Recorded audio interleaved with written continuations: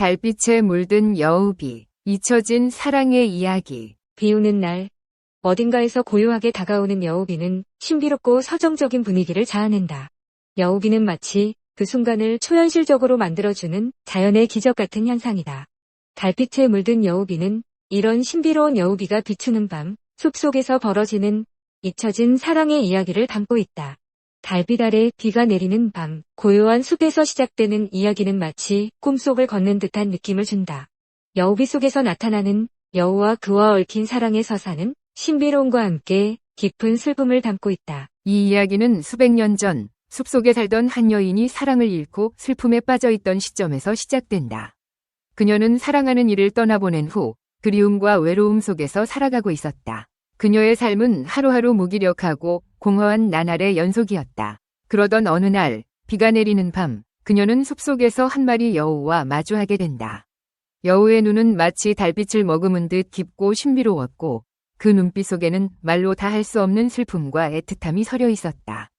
여인은 여우와의 만남이 단순한 우연이 아님을 느꼈다. 그 여우는 단순한 동물이 아니라 그녀가 잃어버린 사랑하는 이 영혼이 깃들어 있다는 것을 알게 된다. 여우와 여인의 만남은 매번 비가 내리는 밤에만 이루어졌다.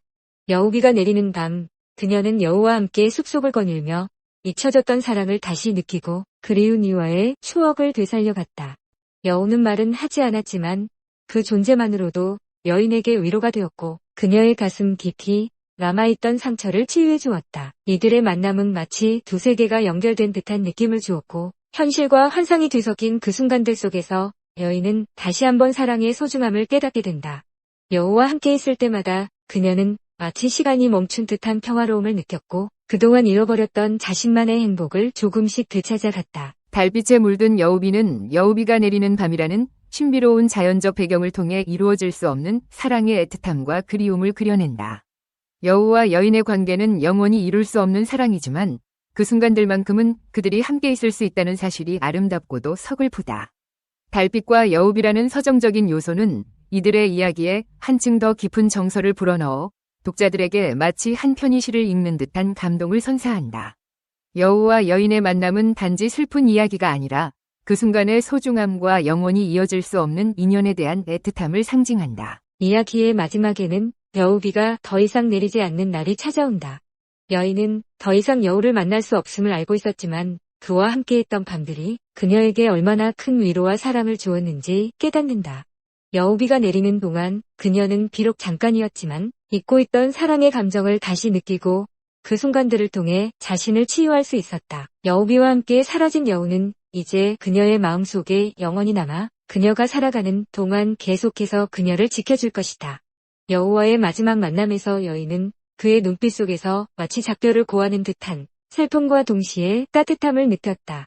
그것은 비록 이별이었지만 여우가 그녀에게 남긴 사랑과 위로는 언제까지나 그녀와 함께할 것이었다. 이후 여인은 혼자 남겨졌지만 여우와 함께한 밤들을 떠올리며 매일 밤 달빛이 비추는 창가에 앉아 조용히 눈을 감는다. 그녀는 여우와의 만남이 단순히 과거의 상처를 치유해준 것에 그치지 않고 그녀 스스로를 다시 일으켜 세우고 앞으로 나아갈 힘을 준 것임을 깨닫게 된다. 여우비는 더 이상 내리지 않지만 그녀의 마음속에 비가 내리던 밤의 추억과 달빛 속에서 느꼈던 따뜻함은 언제나 남아있다. 여우와의 만남을 통해 그녀는 자신의 삶을 다시 사랑할 수 있는 힘을 얻었으며 그 기억들은 그녀가 살아가는 모든 날들의 위안이 되고 빛이 되어주었다. 달빛에 물든 여우비는 이루어질 수 없는 사랑의 아름다움과 그 슬픔을 담아내고 있다. 비 오는 날 나타나는 여우와 여인의 이야기는 신비롭고 서정적인 분위기를 자아내며 사랑의 본질과 그리움, 그리고 마음의 치유에 대한 깊은 통찰을 제공한다. 독자들은 이 이야기를 통해 이루어질 수 없는 사랑의 애틋함과 그 순간들의 소중함을 느끼며 여우비가 내리는 밤의 신비로움을 함께 경험하게 될 것이다. 여우비는 단순한 비가 아니라 사랑하는 이를 기억하고 그리워하는 모든 이들의 마음속에서 내리는 비이며 그 비 속에서 우리는 사랑의 진정한 의미를 발견할 수 있다. 설화, 구미호의 사랑과 복수. 9꼬리 여우의 전설. 구미호는 조선시대부터 전해 내려오는 설화로 매혹적이고도 비극적인 구미호의 사랑과 복수를 담고 있는 이야기입니다. 9꼬리를 가진 여우, 즉 구미호는 천년을 살아야 비로소 인간이 될 수 있으며 인간이 되기 위해서는 다른 인간의 심장을 먹어야 한다는 설정이 특징입니다.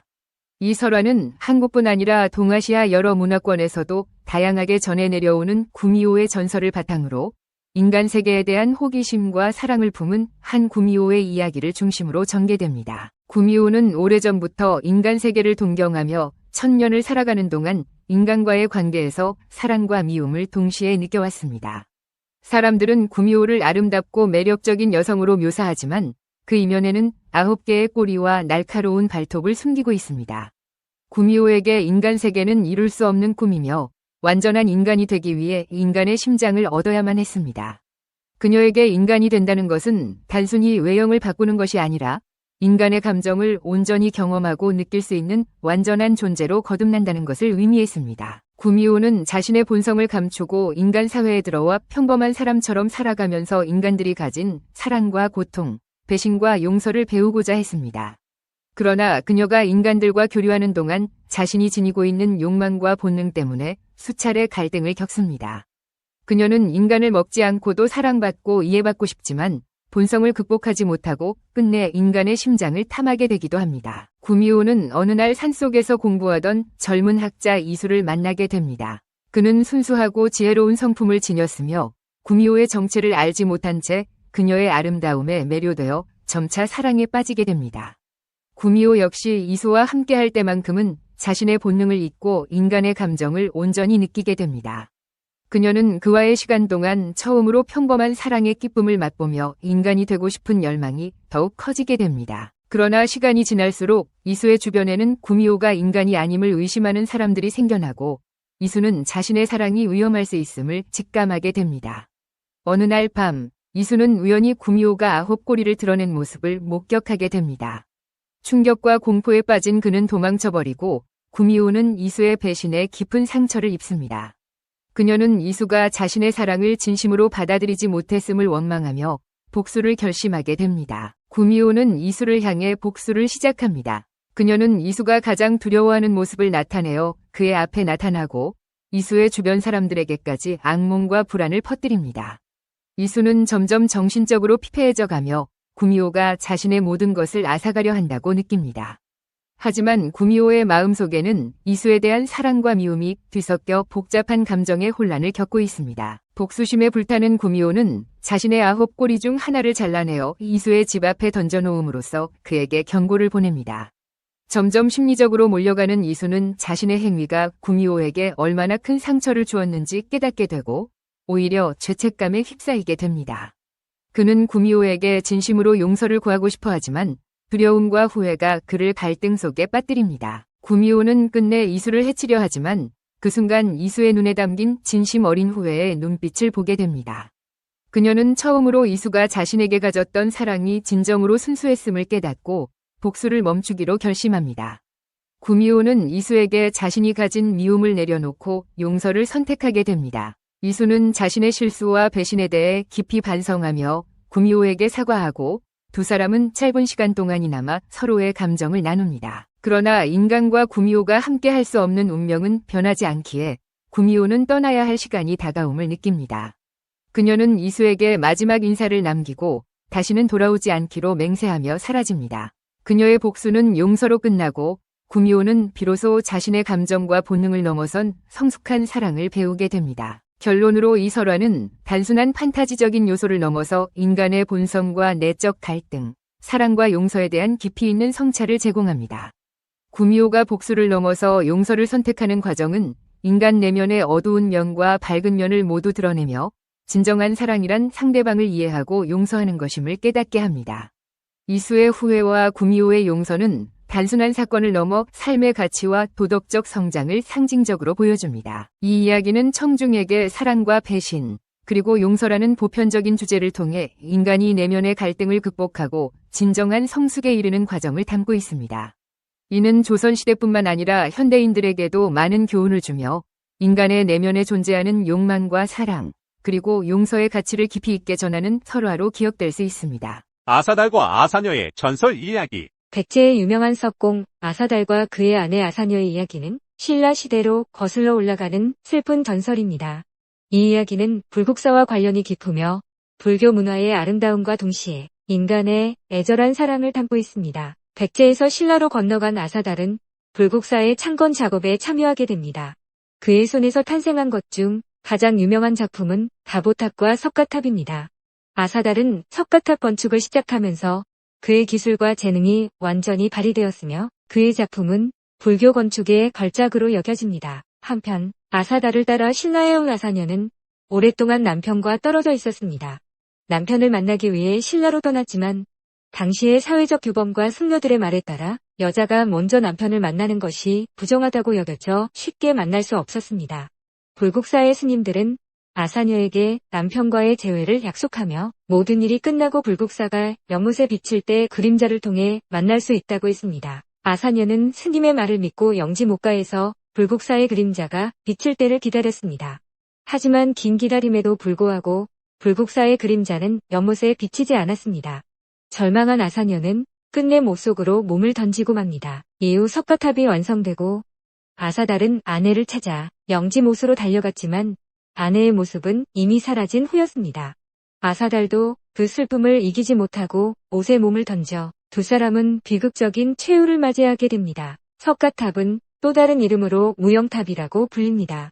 아사녀가 못에서 탑의 환상을 보고 그것을 껴안으려고 뛰어들었다는 이야기에서 유래된 이름입니다. 이 전설은 사랑과 헌신, 그리고 예술작품에 얽힌 비극을 아름답게 표현하고 있으며 불국사를 찾는 이들에게 깊은 인상을 남깁니다. 아사달과 아사녀의 이야기는 세월이 흘러도 많은 이들에게 감동과 교훈을 주는 영원한 사랑의 전설로 기억됩니다. 아사달과 아사녀의 이야기는 세월이 흘러도 많은 이들에게 감동과 교훈을 주는 영원한 사랑의 전설로 기억됩니다. 이 비디오가 유용했다면 좋아요와 구독 버튼을 눌러주세요. 건강한 삶을 위한 더 많은 팁을 공유할 테니 계속해서 성필원 채널을 지켜봐 주세요. 감사합니다. 여러분, 드디어 6000번째 동영상을 올렸습니다. 여러분의 따뜻한 응원과 성원이 없었다면 이 순간은 가능하지 않았을 것입니다. 함께 이 여정을 걸어오며 매일 조금씩 성장할 수 있었던 것은 바로 여러분 덕분입니다. 이 비디오가 유용했다면 좋아요와 구독 버튼을 눌러주세요. 건강한 삶을 위한 더 많은 팁을 공유할 테니 계속해서 성필원 채널을 지켜봐 주세요. 감사합니다. 평생을 광인으로 살다가 마침내 제정신으로 죽을 성필원, 여기 잠들다. 2001년 조용히 은퇴하고 2004년 40대 후반의 나이에 카보는 세속의 모든 일에 런더리가 난까닭에 예술마을 헤이르의 품에 자신을 안겼다. 그는 이렇게 말했다. 이제 이곳에서 나에게 허락된 후반기 남은 생을 조용히 모든 근심을 털어내고 살리라. 운명이 허락한다면 나는 이 안식처 천사가 준 행복한 은거지에서 삶을 마치리라. 자유와 평온과 여유로움에 이 은둔지를 바치리라. 어느 비바람 몫이 쉬던 날 서재에 앉은 채로 그는 자신의 바람대로 자유롭게 살다가 자유인으로 갔다. 그의 한 제자는 훗날 이렇게 평했다. 그는 무계획적인 철학자였지만 학문과 세속의 지혜를 결합시킨 최초의 인텔리겐치아였고 언제나 남과 완전히 다르고 색다른 글을 쓰고 싶어 했다.